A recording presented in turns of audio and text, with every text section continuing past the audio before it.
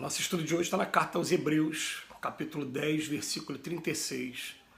Paulo fala o seguinte: porque necessitais de paciência para que, depois de haver desfeito a vontade de Deus, possais alcançar a promessa. Então Emmanuel comenta na lição 129, guarda a paciência. Provavelmente estarás retendo há muito tempo a esperança torturada. Desejarias que a resposta do mundo aos teus anseios surgisse imediata, agasalhando-te o coração. Entretanto, que paz desfrutarias no triunfo aparente dos próprios sonhos sem resgatar os débitos que te encadeiam ao problema e à dificuldade? Como repousar ante a exigência do credor que nos requisita? Descansará o delinquente antes da justa reparação à falta cometida? Sabes que o destino materializar-te-á os planos de ventura, que a vitória te coroará, enfim, a senda de luta, mas reconhece-te preso ao círculo de certas obrigações. O lar convertido em forja de angústia, a instituição em que serve, onde sofres a intromissão da calúnia ou o golpe da crueldade, o parente a que deves respeito e carinho, do qual recolhes menosprezo e ingratidão, a rede dos obstáculos, a conspiração das sombras, a perseguição gratuita, a enfermidade do corpo, a imposição do ambiente. Se as provas te encarceram nas grades contingentes do dever a cumprir, tem paciência e satisfaz as obrigações a que te enlaçaste. Não renuncies ao trabalho renovador. Recorda que a vontade de Deus se expressa a cada hora nas circunstâncias que nos cercam. Paguemos nossas contas com a sombra para que a luz nos favoreça. Em verdade, alcançaremos a concretização dos nossos projetos de felicidade, mas antes disso é necessário liquidar com paciência as dívidas que contraímos perante a lei. Viver nesse mundo é realmente complicado, é difícil para todos nós. Mas a gente, partindo do princípio dos postulados espíritas, que dizem que todos nós somos espíritos, que nós não tivemos início apenas quando saímos do útero materno para essa vida com esse corpo aqui, nós já temos existência espiritual antes, outras experiências em outros locais, e todo mundo saiu do ponto zero, do ponto simples e ignorante, está numa jornada aí a caminho da perfeição. Essa é a ideia que traz para a gente. É uma ideia que é consoladora, porque senão a gente poderia pensar o seguinte: Deus não é justo, porque Deus não dá na mesma medida para todo mundo. A gente vê que cada um recebe, né, medidas completamente diferentes nesse mundo que a gente vive. Uns já nascem no berço de ouro, enquanto outros nascem na opulência, na miséria quase que absoluta. Uns já nascem trazendo enfermidades gravíssimas no corpo, outros dificuldades muito grandes na família. E ele vem dizendo para a gente: o mundo que a gente vive não é um mundo de felicidade. É um mundo em que a gente não vai estudar felicidade, a gente chama de felicidade relativa, não absoluta, porque não tem como a gente ter a felicidade absoluta convivendo lado a lado com as misérias que a gente convive e recebendo notícias a toda hora de parentes, amigos, pessoas conhecidas que ou estão desencarnando, ou estão doentes, ou ficaram desempregados, ou sofreram com a violência urbana. É muito complicado mesmo. Mas eles trazem a informação para a gente de que tudo que acontece com a gente tem uma razão de ser.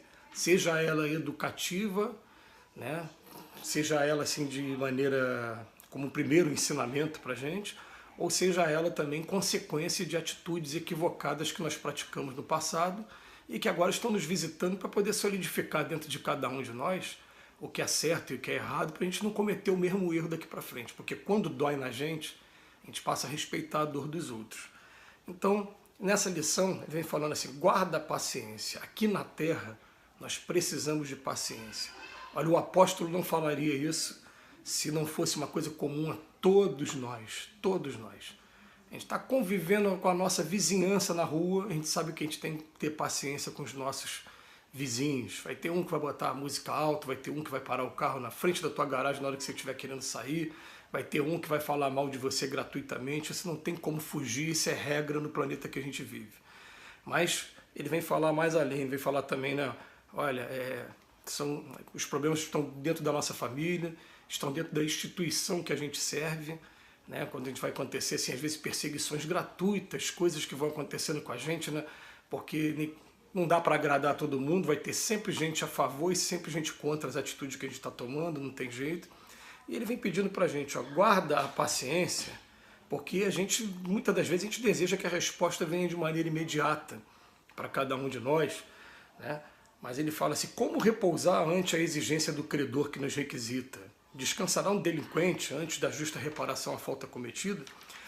A vida está convidando a gente o tempo todo a gente fazer um estudo de nós mesmos, que parte através do autoconhecimento, e a gente fazer uma comparação com o Evangelho e conseguir descobrir aquilo que a gente está desafinado com as leis de Deus. A gente vai perceber que os males que acontecem com a gente hoje são males decorrentes desse desafio ainda com a lei de Deus. Então é questão da gente estudar aquilo, falar, eu preciso ser desse jeito, eu preciso me reformar, eu preciso ter paciência, inclusive comigo, na hora de guardar paciência comigo também. Mas quando as coisas começam a aparecer as dificuldades, a gente pensar assim, ó, santo nós não somos ainda. Para ela estar acontecendo, ou ela está querendo ensinar alguma coisa para o futuro, ou está ensinando a gente a reparar alguma coisa do passado. Então vamos guardar a paciência, vamos lembrá-la com o ensino do livro do Céu e Inferno, que é o ensino dos mais valiosos que a gente vai encontrar na doutrina espírita. O Céu e Inferno é um livro que é dividido em duas partes, e na primeira parte a gente vai encontrar um capítulo muito especial chamado Código Penal da Vida Futura, em que ele vem traçar 3 caminhos para aquele que resolve tomar o caminho na direção do Pai. O primeiro, o arrependimento sincero, quando a gente descumpre as leis de Deus, a gente descumpriu porque a gente não sabia antes o que estava fazendo, agora a gente descobriu e tem o arrependimento. Tem um tempinho de expiação, que aí você ainda sentir as consequências da falta que você praticou, até que você tenha condições de reparar. Quando a gente repara o mal que a gente praticou, a gente fica com a consciência tranquila, a gente fica com aquela sensação do aluno que foi aprovado, e quando a gente fica com a consciência tranquila, não tem nem como os espíritos inferiores, né, esses que em outras religiões as pessoas chamam de demônios, não tem como eles atingirem mais a gente, porque agora a gente está com a consciência tranquila de que está tomando o caminho reto, está fazendo o melhor que a gente pode.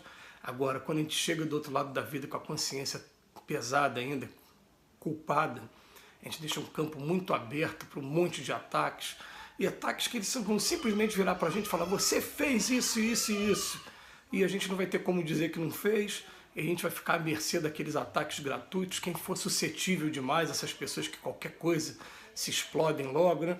Agora a gente tem que aprender desde cedo a desenvolver a humildade para quando isso acontecer, a gente virar para eles, meu irmão, sou dessa maneira mesmo, mas estou procurando minha melhora e procurar sintonia com o Pai, e a partir dessa sintonia com o Pai, a gente procurar, né, afinando esse instrumento, né, o tempo todo. Então ele vem falar para a gente aqui, ó, a gente vai encontrar o lar convertido em forja de angústia, a instituição que serve, o parente, né, uma rede de obstáculos, conspiração de sombra, perseguição gratuita.